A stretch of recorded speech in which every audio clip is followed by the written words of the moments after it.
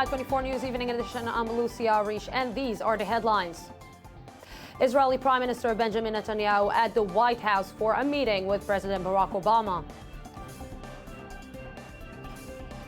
The U.S. just hours away from government shutdown, and world markets are already reacting. And a look inside South Tel Aviv, where tens of thousands of African migrants live and social tensions are high.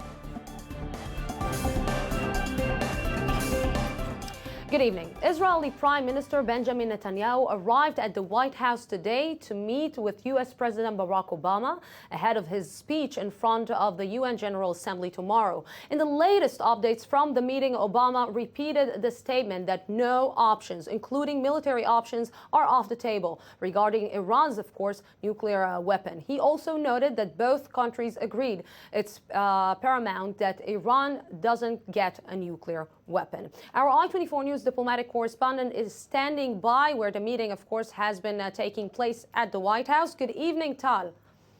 Good evening, Lucy. So, is Israeli Prime Minister Benjamin Netanyahu more relaxed now? Well, it seems, at least from the statements that just finished a few minutes ago, it seemed that it was a good meeting between the two leaders. We know they've had a long history of bad meetings, so at least in the photo op after the meeting, the statement, it seems like they had a good meeting and, as they say, straightened the line between the two leaders. We can see by the statements, as you mentioned, Obama was very determined about the latest diplomatic encounters with Iran. He actually probably assured Netanyahu of his concerns that the sanctions would be eased.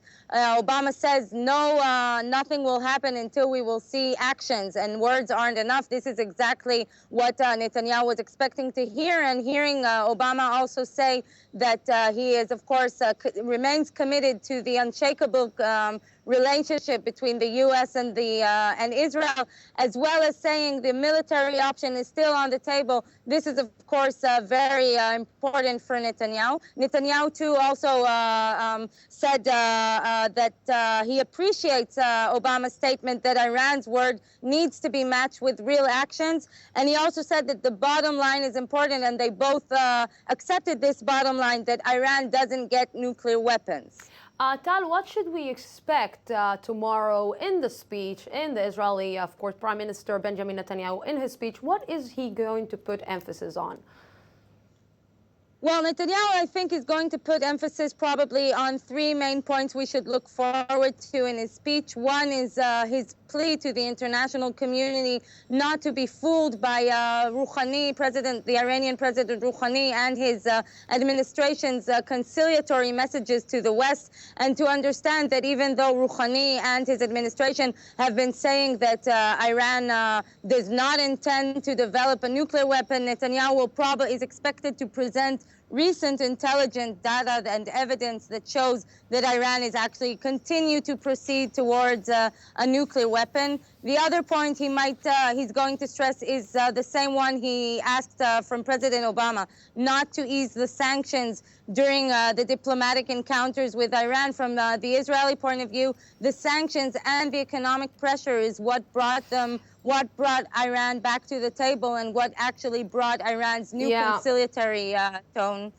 Yes, Tal. Of course, it's going to be a very interesting days, and of course, we're looking forward to his speech, the Israeli Prime Minister Benjamin Netanyahu's speech tomorrow. Of course, you will be there. Thank you very much for this. And moving on, and Israeli President Shimon Peres is in The Hague today, where he met with judges of the International Court of Justice. In a speech there, Peres said all options should stay on table when dealing with Iran's nuclear program. Iran insists it's for peaceful purposes, but Israel believes Iran is determined to build nuclear weapons. Here's what he had to say. I do hope that the facts will justify the hopes of many to see a different Iran. But finally, we can judge only by the facts and by the deeds. Now, to a bigger perspective, Okay, now we're seeing a bigger perspective. Of course, we're seeing right now the U.S. President Barack Obama from the White House minutes after his meeting with Prime Minister Benjamin Netanyahu. Seems to be more relaxed. Let's listen what he has to say. For a very long time in the region, and both Prime Minister Netanyahu and President Abbas have assigned outstanding negotiators. They have been engaging in serious conversations, and our goal continues to be to help facilitate, not dictate, but facilitate the kinds of genuine negotiations that will result in two states living side by side in peace and security. And we have a limited amount of time to achieve that goal, and I appreciate the Prime Minister's courage in being willing to step forward on behalf of that goal. We had an opportunity to discuss the situation in Syria. Obviously, we have a broad set of strategic concerns in Syria. We are both pleased that there is the possibility of finally getting chemical weapons stockpiles out of Syria. But I think we both share deep concern that we have to be able to verify and enforce what has now been agreed to at the United Nations. Chemical weapons inside of Syria obviously have threatened Syrian civilians, but over the long term also pose a threat to Israel. And we want to make sure that we get those indiscriminate, horrible weapons out of there. And so we are consulting with the international community on these issues, and I shared with the Prime Minister our belief that we have to move with speed and dispatch in actually making sure that the agreement that was arrived at in the United Nations is followed through on. In addition, we have the larger question of how to deal with the civil war that's taking place in Syria, and given Israel's significant interests in the spillover effects of activities there, we will be consulting very closely with them. We had an opportunity to discuss Egypt, and I shared with him what I said at the United Nations just a week ago, which is that we continue to have concerns about what has happened in Egypt, but we also are committed to a constructive relationship with Egypt, in part because of the important role that the Camp David Accords and the Egypt-Israeli peace serve not only for the stability and security of both those countries, but also for security in the region and U.S. security. So we will continue to work with the Egyptian government, although urging them and pushing them in a direction that is more inclusive and that meets the basic goals of those who originally sought for more freedom and more democracy in that country. And we had an opportunity, obviously, to discuss Iran. Both the Prime Minister and I agree, since I came into office, that it is imperative that Iran not possess a nuclear weapon. That is important for American security. It is important for Israeli security. It's important for world security, because we do not want to trigger a nuclear arms race in the most volatile region in the world. And given the statements and actions from the Iranian regime in the past, the threats against Israel, the acts against Israel, it is absolutely clear that words are not sufficient, that we have to have actions that give the international community confidence that, in fact, they are meeting their international obligations fully, and that they are not in a position to have a nuclear weapon. What I also shared with the Prime Minister is that because of the extraordinary sanctions that we have been able to put in place over the last several years, the Iranians are now prepared, it appears, to negotiate. We have to test diplomacy. We have to see if, in fact, they are serious about their willingness to abide by international norms and international law and international requirements and resolutions. And We, in good faith, will approach them, indicating that it is our preference to resolve these issues diplomatically. But we enter into these negotiations very clear-eyed. They will not be easy, and anything that we do will require the highest standards of verification in order for us to provide the sort of sanctions relief that I think they are looking for. So we will be in close consultation with Israel and our other friends and allies in the region during this process. And our hope is that we can resolve this diplomatically. But as President of the United States, I've said before, and I will repeat, that we take no options off the table, including military options, in terms of making sure that we do not have nuclear weapons in Iran that would destabilize the region and potentially threaten the United States of America. In all of this, our unshakable bond with the Israeli people is stronger than ever. Our commitment to Israel's security is stronger than ever. And we are very much looking forward to continuing to work with our friends in Israel to make sure that U.S. security interests are met, Israel's security interests are met, but hopefully that we can also bring about greater peace and greater stability in a region that has been racked with violence and tensions for far too long. And I appreciate the Prime Minister's views. He is always candid, and we're always able to have not only a good working relationship at the Prime Ministerial level, but also because of the outstanding work that our staffs do. So, Mr. Prime Minister, welcome. Thank you very much. Thank you. Thank you. Well, Mr. President, thank you for welcoming me and my delegation on what I know is a very busy day for you. In Washington today, there are many things on your plate. But I know that you know, and the American people know, that there is no better ally, more reliable, more stable, more democratic, other than Israel in a very broad, dangerous place. So I welcome the opportunity that we're having to discuss how we work closely together to address the enormous challenges that face both of us. And I think of those, the most important challenge is preventing Iran from developing nuclear weapons. I appreciate deeply the fact that you have made clear that you remain committed to this goal. I also appreciate the statement you made that Iran's conciliatory words have to be matched by real actions, transparent, verifiable, meaningful actions. Iran is committed to Israel's destruction.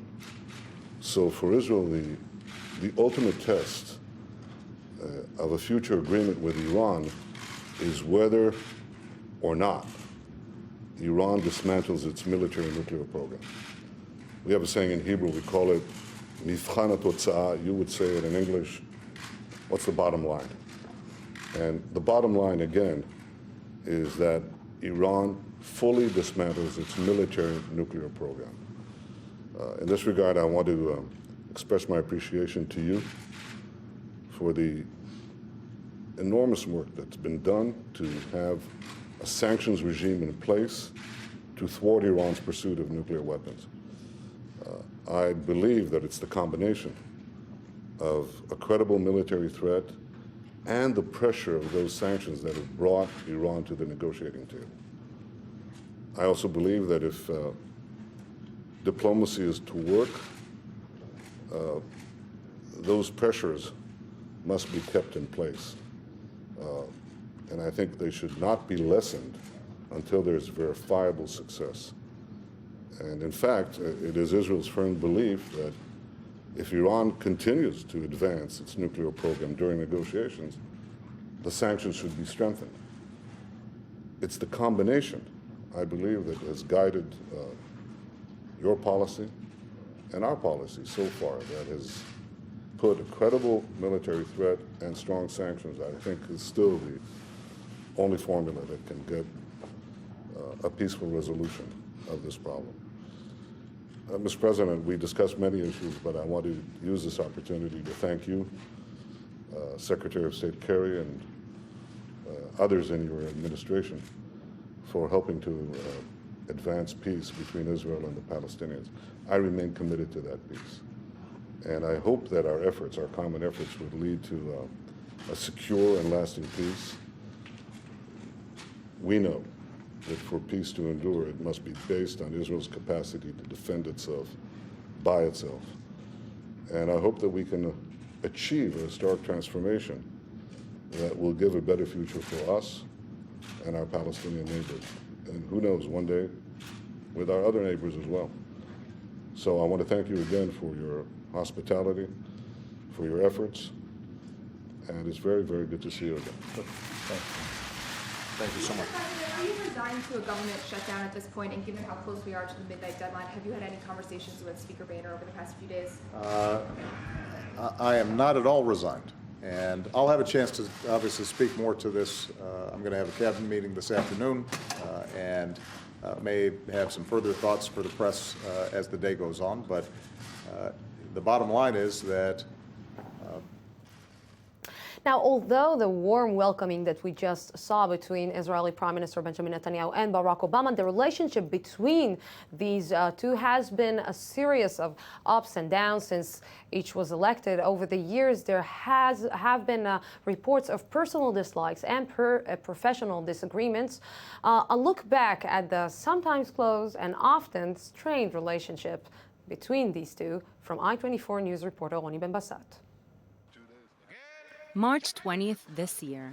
U.S. President Barack Obama and Israeli Prime Minister Benjamin Netanyahu are walking side by side minutes after Obama stepped off his plane in Israel. From the looks of it, these two share a long-time close alliance and a well-coordinated relationship. But that wasn't always the case. Obama was already a year into his term when Netanyahu was elected in 2009. Not only was the U.S. president a week late in calling Netanyahu to congratulate him, he did so with his feet on the desk, painting a very memorable picture. Through the years, the two leaders have surely had their differences. Both had quite different opinions when it came to terms of negotiation on the Israeli-Palestinian peace process and which measures should be taken in response to Iran's nuclear arms race. During each of their first terms, the body language said it all. If it's in the Oval Office or at the UN. Although the two often disagreed, it hasn't affected the military cooperation between the two countries, and American financial support allowed Israeli developments such as the missile-intercepting Iron Dome system. The distance came to a high point, or perhaps a low point, ahead of the 2012 U.S. elections. Although Netanyahu never officially endorsed Republican candidate Mitt Romney, it was clear he had favored him and had much to gain if he had won. The day after Obama was elected, Israeli Interior Minister at the time, Eli Shai, was quoted saying Netanyahu was having a bad day. But a couple of months later, when Israel elected Netanyahu as prime minister for the second time in a row, it seemed like both understood they have to work together, do all they can to warm the relationship, and follow each other's lead. A conclusion that was more apparent in Obama's 2013 visit to Israel. When Obama took the stand on Syria last month, it seemed that this time he had full support from his Israeli counterpart. Even though it was clear that a number of ministers in the Israeli government disapproved of the U.S. president's decision not to strike immediately, Netanyahu ordered his entire cabinet to stand united and not respond. This week's meeting marks yet another step in the complex relationship between the two. Whether it's a step back or forward, only time will tell. That was, of course, a piece from our I-24 News reporter, Roni Ben-Basat. With me now in the studio is Dr. Eldad Pardo, an Iran expert at the Hebrew University and head of the research at Impact SE. We just heard U.S. Secretary of State Kerry saying, we heard him yesterday saying that a deal with Iran could be possible.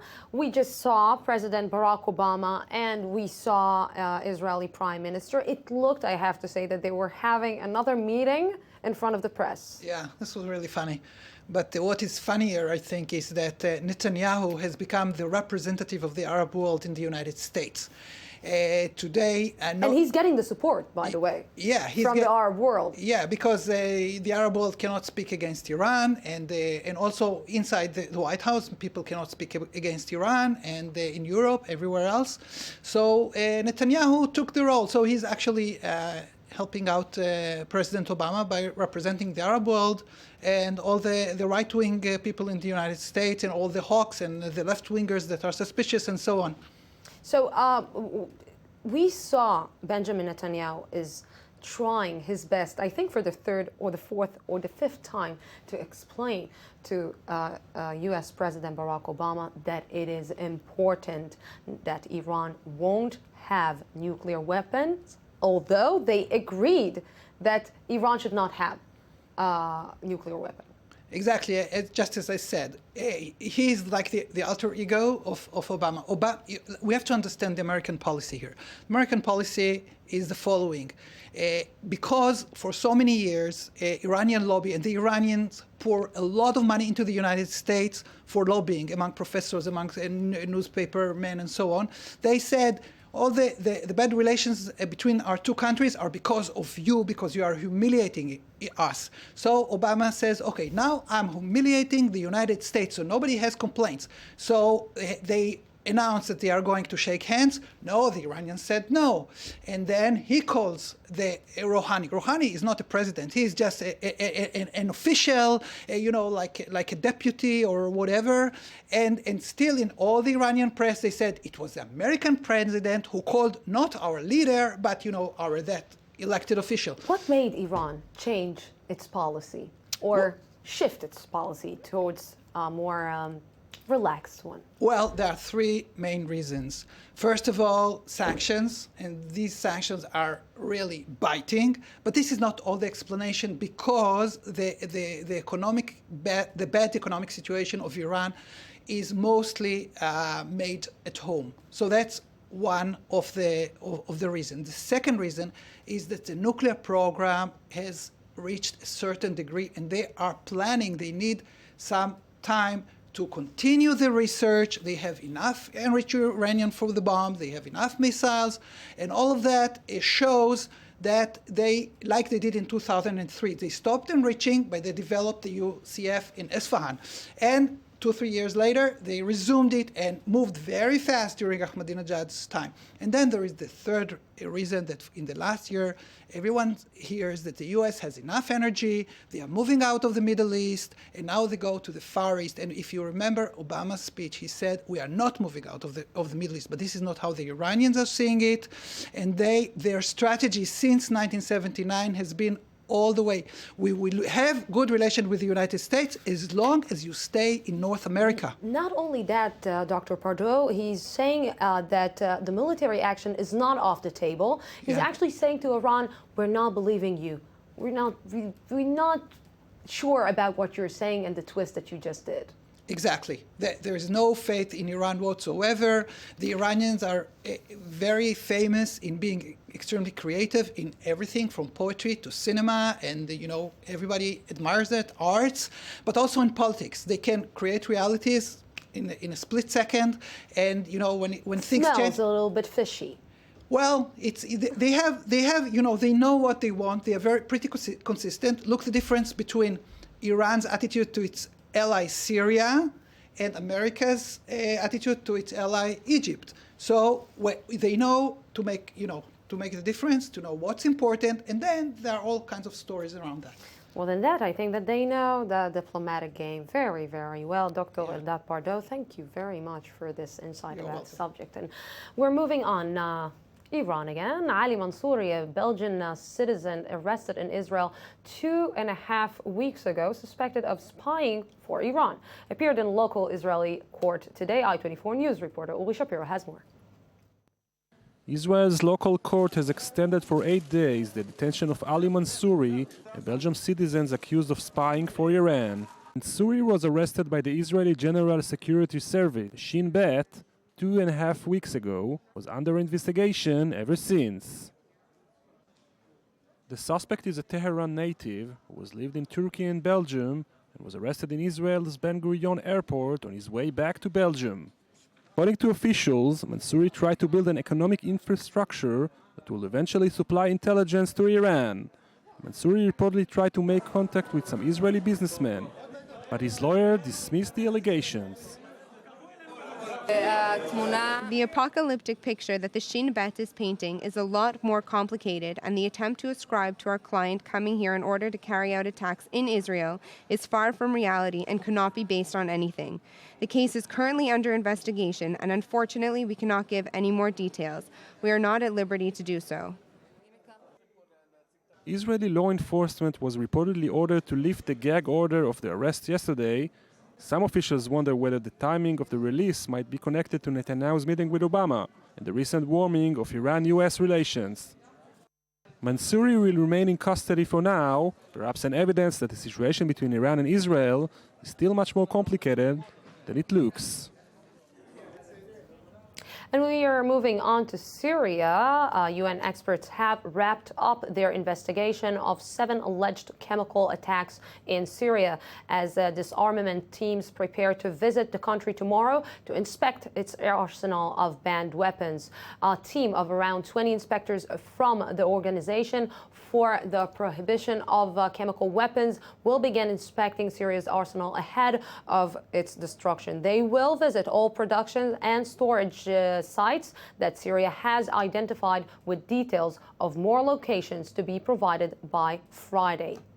And also today, Syrian Foreign Minister Walid al-Muallim spoke before the UN General Assembly today. During his speech, he attacked the Syrian opposition and discussed his country's ongoing crisis. Let's listen.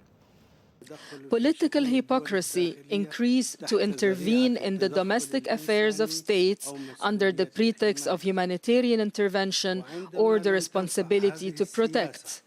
And when those aggressive policies did not prove beneficial for some countries, including my own country, Syria, these well-known states revealed their true face and threatened with blatant military aggression outside the mandate of the Security Council and certainly away from any international consensus. This comes as those same countries imposed immoral, illegal, and unilateral coercive measures. And unfortunately, a familiar headline this year from Iraq: a wave of 12 car bombs hit mainly Shiite neighborhoods of Baghdad this morning. At least 47 were killed and around 140 more wounded. The deadliest 2 bombings tore through a vegetable market in Sadr city. They were followed by another 10 car bombs hitting outdoor markets and parking lots. The latest bloodshed brings the death toll for this month alone to more than 870 people. Yes.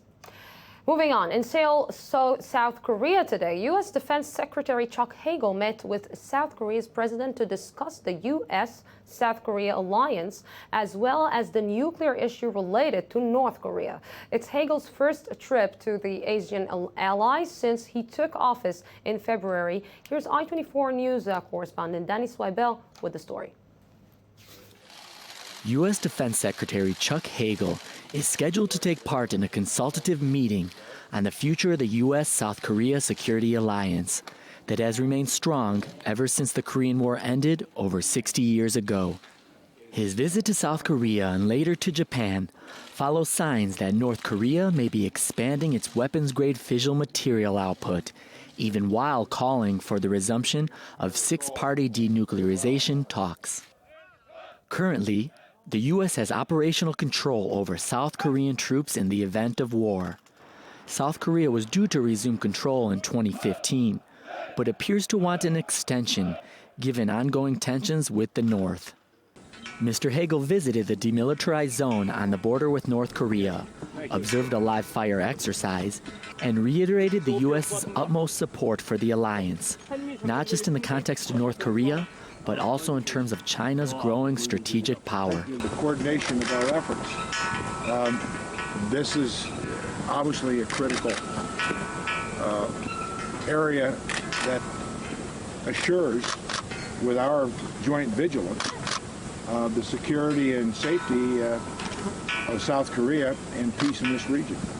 The United Nations Command, led by U.S. forces, has about 30,000 troops on the Korean peninsula, supporting South Korea's 650,000 soldiers, with 1.2 million North Korean troops stationed on the other side. The South Korean foreign minister had previously met with U.S. Secretary of State John Kerry before his speech at the UN General Assembly last Friday and stressed that the international community must forge united efforts to curb North Korea's nuclear aspirations, similar to the negotiations on disarming Syria of its chemical weapons. The two Koreas are still technically at war, since the 1950 to 1953 Korean War ended in a truce, without the signing of a peace treaty. Now we're moving back to the U.S. with a deadline to avert a federal government shutdown rapidly approaching. It seems Republicans and Democrats are each waiting for the other side to blink. Meanwhile, the threat of a shutdown is already impacting the market, and estimates say if a solution isn't found, it could cost Washington up to $200 million a day. I-24 News reporter Eddie Hogenberg has the detail. Mr. Speaker and my colleagues, only a few hours before the U.S. government might shut down, the big threat already gives its signs. Japan's Nikkei average had more than 2% this morning as blue-chip exporters and financials lost ground while the concerns in the U.S. emerges. The Nikkei was on track for its biggest one-day fall since August 20th. If a stopgap spending bill for the new fiscal year is not passed before midnight today, government agencies and programs deemed non-essential will begin closing their doors for the first time in 17 years, and about 800,000 people will go on forced absence and a million more will have to work with no paychecks. Meanwhile, the clashes in the Senate continues. Republican members of the U.S. House of Representatives called on the United States Senate to open Sunday and negotiate on a bill to keep the government open and also use the opportunity to tease the Democrats. The American people did indeed re-elect Barack Obama, but the American people also re-elected a majority Republican House of Representatives, and we're here today doing our job. This president negotiates with all kinds of despots and terrorist leaders. He won't even negotiate with us. As for now, there is no visible signs from members of Congress nor the White House of any last-minute negotiations to resolve the standoff. Instead, both Democrats and Republicans spend their energies trying to pin blame on the other side. Neither side wants to be the last to cast the final vote that would lead to a shutdown, a concern that has turned the funding measure into a hot potato tossed between the two chambers. In a major policy speech, Turkey's Prime Minister Tayyip Erdogan announced democratic reforms seen as key to the stalled peace process with the country's Kurdish minority. He also announced that a ban on women wearing headscarves in some public institutions would be lifted. We are going to amend the regulation on the appearance of employees in state offices, and we are lifting the ban that bars women from wearing the headscarf. The existing regulation includes restrictions on women and men's appearances, and this is a violation and discrimination against the freedom of religion and conscience. We can continue with a national threshold of 10%. We can reduce the threshold to 5% and implement a narrowed regional electoral system. And we move on. The retrial of Amanda Knox began in Italian court today. The 26-year-old former American student was accused of murdering her 21-year-old roommate, Meredith Kirscher. In 2007, in a highly watched trial, Knox was convicted in court in 2009, but won the appeal in 2011. She came back to the U.S. as her story became a media sensation. Italy's highest court said a retrial was needed due to the contradictions in the evidence, as the victim's family said the truth was long overdue. Knox has refused to return to Italy for the trial. And coming back to Israel, Here in Israel, the influx of tens of thousands of African migrants, especially from Sudan and Eritrea, over the last few years has created another layer of tension. Here's a look inside South Tel Aviv, where most of these migrants and local residents live side by side. In the southern neighborhoods of Tel Aviv, a hidden side of the bustling Mediterranean city. It's here, a few hundred meters from the city center, that can be found over 2/3 of the 55,000 asylum seekers who have arrived in Israel illegally from Sudan and Eritrea in recent years. Initially, when the wave of immigration began, the refugees by government decision were, after a brief period of detention in southern Israel, transferred by bus into the southern neighborhoods of Tel Aviv. And that's how this sort of pressure cooker was created, ready to implode at any time, all because the government refuses to deal with the problem in an orderly and logical manner. Faced with the situation, some residents of South Tel Aviv decided to react by creating a political party for the upcoming municipal elections. The fact is concentrated in the south of Tel Aviv are 40,000 people without legal status and without the appropriate infrastructure to host them. And it's turned our neighborhoods into a kind of an urban refugee camp. Their goal is to end the neglect they believe the municipality shows towards its southern districts. The state and the mayor should take care of their people. They are required to take action to get these immigrants in our neighborhoods to other places, either in the country or outside, and to give us the right to live with respect and security like any other citizen of Israel. The malaise is deep, and coexistence between the local and the African community has proved somewhat difficult. In Neve Sha'anan, a historic shopping street in the area, the tension is palpable. Before, we were the majority. Today, we are the minority. Most owners have rented them their stores. Elders, who like me, have remained in the neighborhood, do business with them, but don't have very good relations with the community. These are first and foremost men and women, and they must be helped. But is there no other country in Africa that can accommodate them? Because in Israel, we already have enough problems. Frustration is high on the side of the locals, but it's equally so for these recent arrivals, many of whom have fled countries in war, chaos, or under dictatorship. I'm from Darfur in Sudan, and everyone knows the problems of my country. I immigrated to Israel, and it saved my life. The problem is that I do not have papers, and I cannot, for example, open a bank account. I just have a visa, but it's written on it that it's forbidden to me to work. Fortunately, I have a friend who has his Israeli papers, so I do everything using his identity. Israel's Interior Minister Gidon Sa'ar announced early this month that an agreement was reached with Uganda to take in some of these African migrants, but Uganda hasn't confirmed the deal. Illegal immigration is one of the most burning subjects inside Israel, some viewing it as a ticking time bomb. The Israeli government for now is still looking for a solution to what looks to be a long-term problem. Yes, another complex situation in Israel. And moving on, the Catholic world will welcome 2 more saints next year as Pope John Paul II and Pope John the 23rd will be canonized on April 27, 2014. John Paul II led the Catholic Church for 27 years and was influential in bringing about the fall of communism. For his part, Pope John the 23rd reformed the Second Vatican Council, which led to modernization of the Church. The ceremony will mark the first time in history that 2 popes will be declared saints at the same time. And moving on, our viewers who have dogs, most trained dogs, respond to orders like sit, stand, and food. But these dogs respond to surf's up, dude. On the California waves, several dogs competed for the title Who's the Coolest Dog in the 5th annual Surf City dog surfing competition. The athletic animals were judged based on their weight and how long they rode the wave. Yeah, surf up, dude. And we're going out for a small break, and then coming up, our I-24 News Daily Debate. Don't go anywhere. I'll be here after 2 minutes.